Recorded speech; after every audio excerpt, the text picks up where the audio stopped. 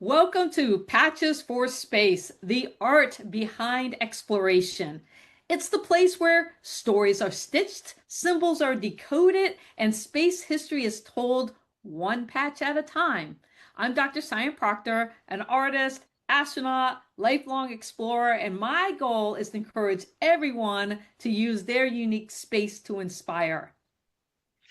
Hi, Sian. It's so good to be with you. I'm Beth Mund, the co-host of Patches for Space, and I am so thrilled to be here co-hosting with you to talk about space patches as a former NASA public affairs officer and as the executive director of Stories of Space, where we talk about the power behind stories when it comes to space exploration. So thanks for having me join you. Yeah, it's so great to be together. We've always thought about a project that we can work together. And I think for us, we're going to be inviting all of you, the audience, into looking at this powerful world of space patches where art, design, identity, and the mission ignite into this lasting symbol of what is possible when humans explore beyond Earth. And today, for our inaugural episode, we're going to start with the icon that began it all, the 1959 NASA insignia, affectionately known as the Meatball.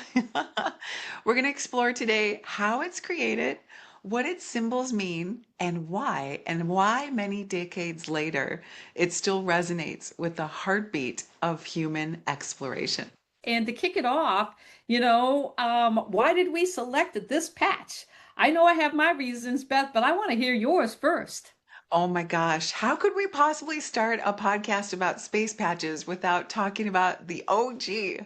This is the one that started them all. So great, so widely recognized. It would be, no matter where we would have started, we would have somehow came into this episode just about NASA. So let's start here. Yeah, and I love the fact that we both have jackets on. Mine is the retro NASA jacket here, which I love. I just recently got this. And Cool. again, this is the symbol here, and I know you're wearing your jacket also. I love it. I wish it was mine. I have one just like it, but this is my husband's. I stole it for this episode. And you can't see on the back, but I'll show you some other day that it's so full of patches on the back. And this is the perfect place to wear it. So thanks for letting me kick it off. Thanks for letting me borrow your jacket, honey. It's always good when you can find what you need. But you're right. Where you got to start somewhere. And when you think about space patches, I think that pretty much everyone starts with NASA and this iconic insignia. And Beth, when you look at this visually, what are some of the things that you love about this patch? Oh gosh. Okay, so let's just talk about what pops. And then you, Cyan, can take us next into some of the details, like artistically and with the design. So for me, it says history, it says iconic, it says this is a tangible thing that we can hold and reference that explains who we are, where we've been, and where we're going when it comes to space exploration. So when I see that patch, that it's funny how the colors and the shapes all identify that meaning behind it. So what do you think when you see it in the details as an artist? For me, I think the colors. I mean, it's red, white, and blue. Mm. Totally, a symbol of America, American ingenuity. It to me, it invokes some of my history, my family's history. All of the hopes and wishes to any little kid out there that dreamed of being an astronaut. Of course, this symbolizes that. And there's so much history here. And one of the things that I love is that you're a space historian and a storyteller. And you worked at NASA. So help us understand how this NASA logo came into being. Oh, I'd love to. Okay, great. So NASA has three official insignias. And I'm going to walk us through really high level so that you can look at this, and we'll put some extra material here throughout the episode that you'll be able to see and learn along with us. And the first insignia, way back when it was NACA, or the National Advisory Committee for Aeronautics, was black and white. And it was beautiful. And it had the names around it was round, just like the one that we've come to know and love. But it was black and white, and it had a planet looking center, and then it had some movement and some stars. But again, it just existed, and it served its purpose as a logo that identified this newly formed government agency. Then in 1959, it started to transform, actually a year before, by a couple of people who worked at NASA at Lockheed Martin, who came up with an idea to put it into color and then easily identify NASA as National Aeronautics and Space Administration, since NACA became NASA. And that was done by James Madarelli.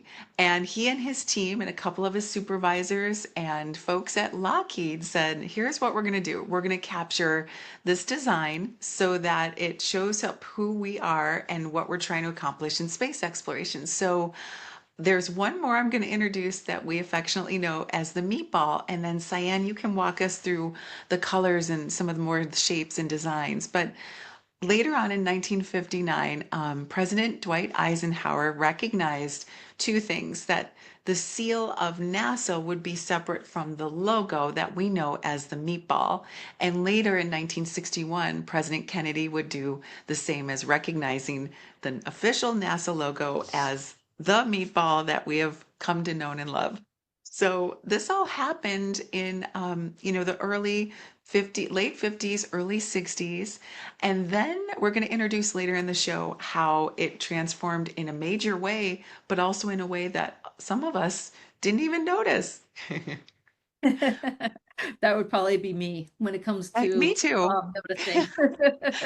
But that is such an amazing thing to think about, going from black and white to color, because we obviously know this as being incredibly colorful, but the original origins of, like you were saying, NACA becoming NASA, and all of the colors that go with the meatball. A meatball. And so, Cyan, walk us through, like, we've got some stars and the shapes. And as an artist, what do you see in some of the design forms, us aside from color? Because those colors are like all American, super recognizable. We've got movement, we've got a vector. What do you love about it? Yeah, so when, of course, color is the first thing that I always gravitate to as an artist, thinking about composition, how the colors are being used, and all of those things. But there's a lot of symbolism here too, right? Because that's what's cool about patches, is that there's a story behind what you're seeing. And so starting with blue, blue has a lot of representation, but from space, we live on a beautiful blue marble. Our planet is a water world. Blue is a significant color that we see from space. And so this circle of blue really represents, the Earth. But you can also see it as a representation of going beyond Earth too, which is kind of cool, because then you go from that blue to the starry background with the white stars, and this whole idea of, like, yeah, part of NASA's mission is to observe Earth, do Earth observations. A lot of people don't, I think, realize that, to contribute to that scientific mission, but then to go beyond Earth, right, and explore what's out there, and so those stars kind of represent humanity going out. But how are we going to do that? Well, we've got this beautiful red V-like vector that cuts across at a diagonal, across the blue. And what I love about that is it doesn't stay contained, right? It goes beyond that blue orb, that Earth, and saying, "Hey, we're on a vector, going out to explore. Humanity's gonna, I'm gonna use Star Trek, boldly go right beyond." Yes, Yeah, yes, I it's love so that. cool. And Yeah, then I you've love got, oh, go ahead. When I read about the history behind the logo, that vector was to induce movement. And as a pilot, you're seeing it as like a perfect way to show that movement within the logo. It's so cool. Yes, yes. So you think from the like the movement going beyond, and the fact that it actually breaks through the circle, right? Because a patch, a lot of times you see everything being contained within the outer boundaries of that patch, but here it's clearly showing that we're going beyond that, and I think that that's such a cool, unique design element, especially to be done back, way back when. And then of course you've got the white orbital, which is representing satellites, which is representing the engineering, which is representing the spacecraft, all of these things, orbiting the Earth that NASA contributes to in so many amazing ways. The most iconic to me being the International Space Station. We'll be getting to that in later episodes. And then in big white letters, NASA, right You there. said it. You said it. So much movement in the patch and even moving outside the patch. I love that you captured that. So, when you have a traditional patch that you're making, when you have something that's just like, here's your circle, here's your images within it, but now you've got something that, like you said, comes out and goes beyond the patch. What can you imagine how that would be such a challenge to make? And since this is our first episode, we want to honor and talk about the people who have brought these patches into fruition for us to enjoy. And you have some history there. Yeah, so when you think about the design itself and the fact that the design was in-house, NASA working with some of its contractors to say, what symbolizes NASA? You're saying, I think it was Lockheed Martin, right, that originally said, Yeah, let's make this color and jazz it up a little bit. But then you've got to manufacture the actual patches. And back then, NASA basically put out a call to US manufacturers, and said ones that were already making patches. Patches come from a long history of the military and insignia and things like that. And what's interesting is that there's this one company, AB Emblem, in Weaverville, North Carolina, and they were one of the original manufacturers that got basically, hey, we're doing this thing called space exploration. Could you make us a patch? And here's the design. And they made three original NASA patches. And I got to go and talk to them because we're actually sending patches back to the moon using AB Emblem next year with Astrolabs rover and Uplift Aerospace. And it's going to be this amazing, beautiful project. And so when I learned about this family history and the fact that, Beth, this family has been making NASA patches for over, what, 55 years now. amazing. That's amazing. And how many people know this? I That's don't why we're even doing the know. podcast. That's right. Because the story is about the people who designed the patch and the reason why the patch is made, the mission, but also the manufacturer and talking about Yeah, the art of stitching it all together. that's it. And so yeah, what a beautiful story. So I got to interview them and we're gonna slice in a little bit of their history into this discussion. I am so looking forward to that because you and I have both worked with this company in the past, and we recognize that there's intricate parts of the process of making a patch. And they ask you all kinds of questions about the size and the thread count and every detail that you're going to walk us through. I know when you speak with them and as you share your journey of getting to know them and their rich history, that is something I cannot wait because it's not just transactional. It's not like any other thing that you order where it's like, I want a mug with a logo on it that's going to be fun that I'm going to use. This is so much more. That patch is going to go places. It's going to be on your clothes or your gear and it's going to represent something to you. So there's a whole journey that you're going to bring to us that I can't wait to hear when it comes to how the patch gets made.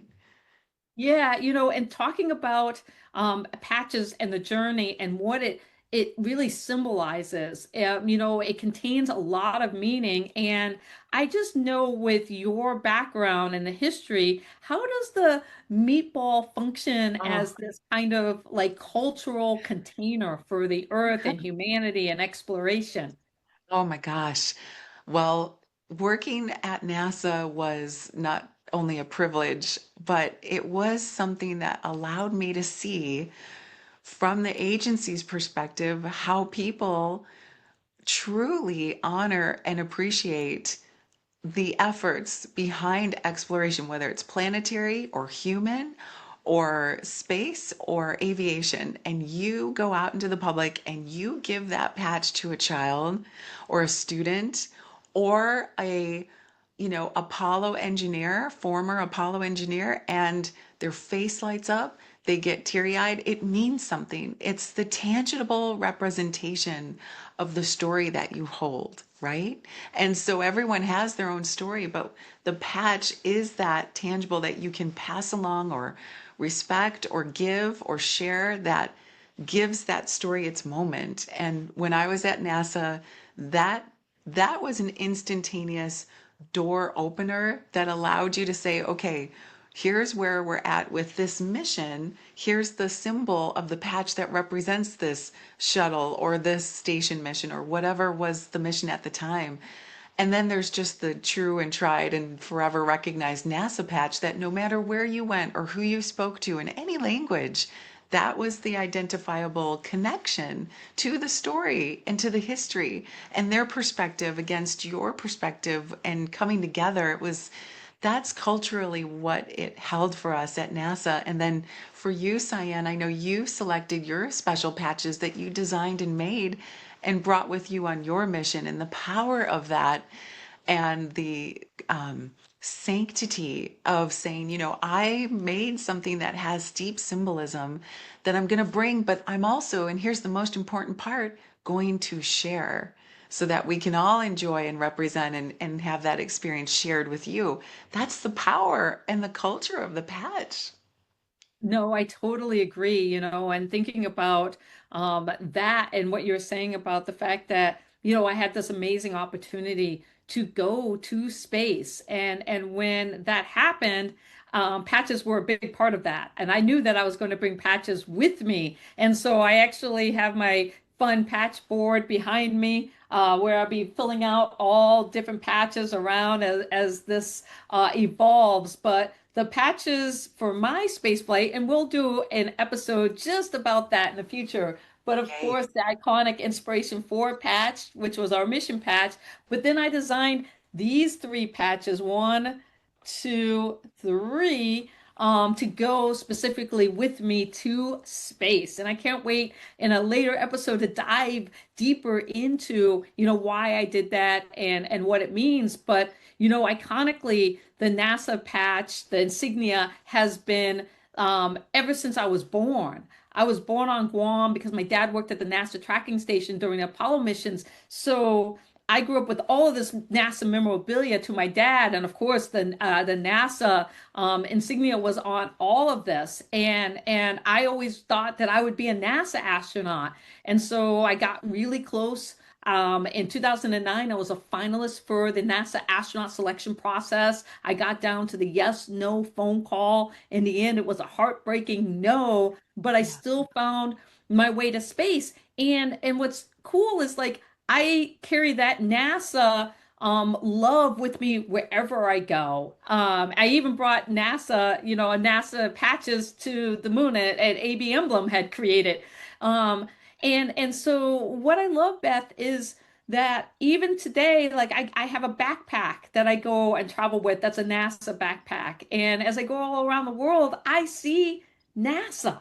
I see people wearing NASA and just loving it. And I know for you that there's history there because NASA went from not relatively everywhere, but then it exploded and became like this icon that became Right. everywhere. Yes, and what's ironic is the meatball that we all recognize all over the world was not always. the NASA logo. It changed. Now, most of us know this. I had to look up the history because I wasn't aware of the timing and the reasons behind it. But in 1974 and 1975, there were two people, Richard Dan and Bruce Blackburn, who were asked to design a more modern logo. And the agency wanted to switch between the blue and white and red and make it something more stylized and more streamlined. And it became just the letters NASA in one continual logo. And if you look, it's almost identifiable to just be like, it looks like one thing in its entirety that's a standalone, and they call it the worm. And so not everyone at NASA embraced the worm. Like true NASA people were like, what's wrong with the old logo? But there was reason behind it. Again, when you want to become more stylized, more streamlined, you want to put the logo on documents, on badges, on things that can be quickly identified and be like, that's NASA, that's the agency, there it is. And there's a lot of intricacy and details in the meatball. And so you're moving from something, more complex to something more streamlined. That was the rationale behind it, but not everyone again embraced the worm. So what's really a wonderful part of this story is that everything old is new again and everything new goes retro. So the meatball comes back in the 90s, and it's like an homage, like a tip of the hat to saying, we are NASA. This is how we started. This is how we're going to stay. We're bringing it back. And we're going to also include the worm for the streamlined necessities of when we want to put NASA, say, alongside a beautiful rocket, like right down the side, and it's bold and it's red and it's recognizable. That's the perfect place for a worm on the side of a rocket. And then on jackets and badges and other places, that's where the meatball goes. So it was this beautiful unveiling of like, okay, we're not going to have to decide, although I think we might, you and I have some opinions that both the worm and the meatball can coexist. Yeah, you're talking about something that totally like missed my radar. I was four when the worm was introduced. But all my dad's NASA memorabilia, of course, was the meatball, because he was working for a NASA contractor from 66 to 70.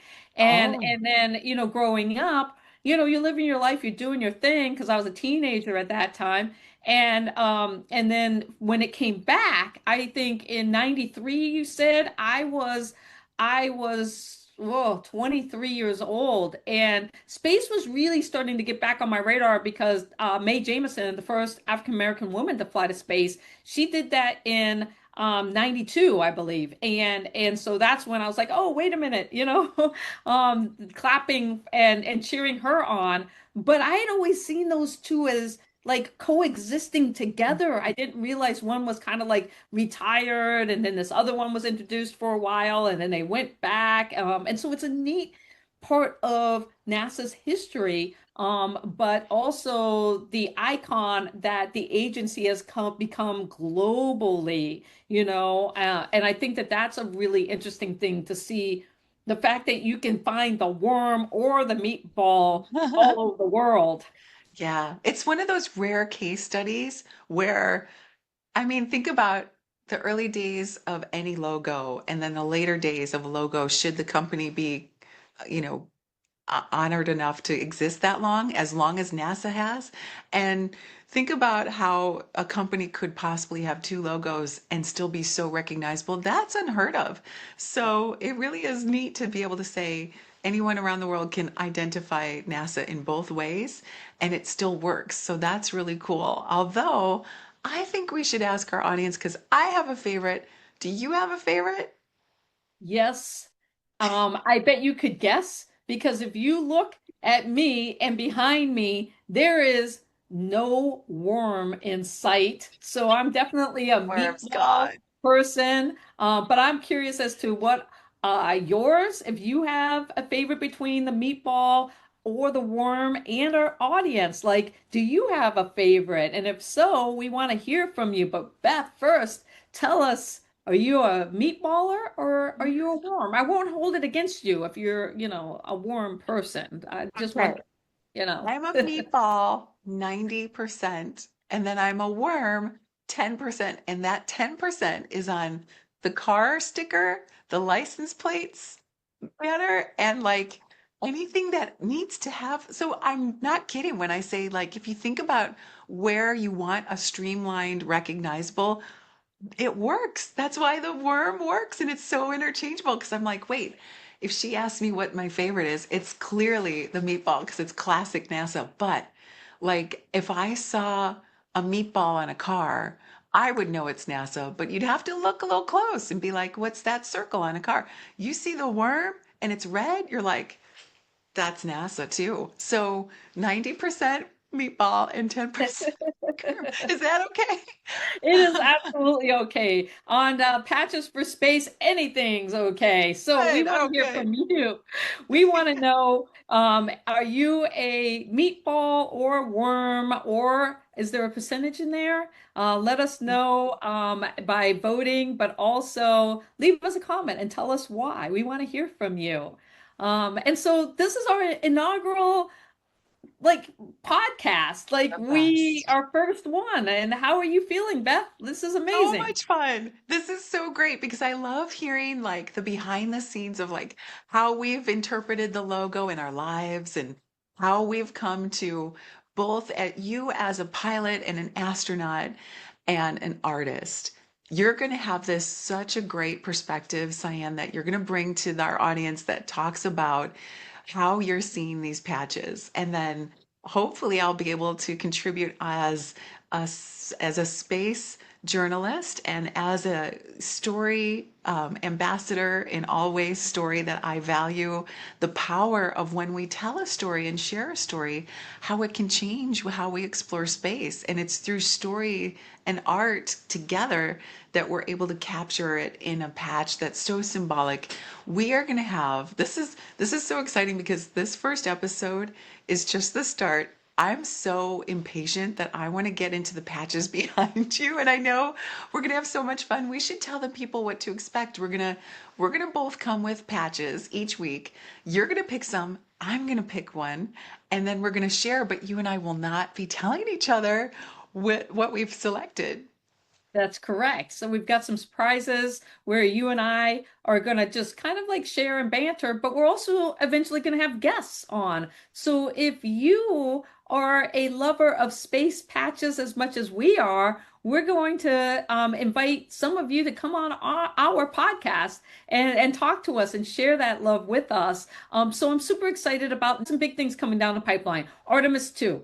We're going to send the first humans back around the moon since Apollo 8. I was going to say Gemini. Apollo 8 was the first Yeah. one with the Earthrise. And so they're going to be carrying their AB emblem, Artemis 2 patch on them and stuff. And I'm super excited. And then we're also sending patches back to the lunar surface, but this time not on a human, on a rover. But that's exciting because there's so much, again, wrapped around that. And we're going to be documenting all of this, all while talking about the way patches have made such a iconic history of human space exploration. We think about the mission, but we always too think about the mission patch. And so I'm going to fill out this with some more beautiful patches and we're going to talk about it. So keep tuning in. It's going to be good. I think you know where we need to go next because we started with the NASA insignia. What comes after the formation of NASA? We're going to go to visit the Mercury missions next.